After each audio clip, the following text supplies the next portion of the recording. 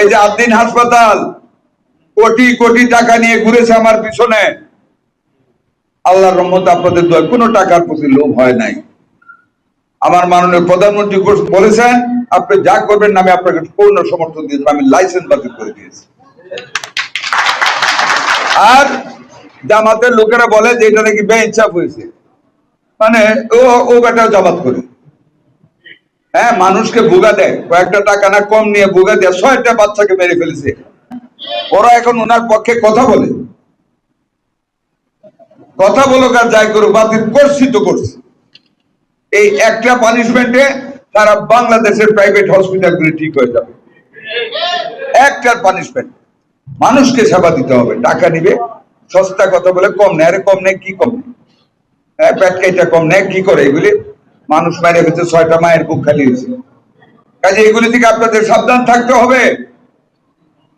মানুষের সেবা করতে হবে সত্যিকার ভাবে, বিনা স্বার্থে, লোক দেখানো সেবা করলে চলবে না।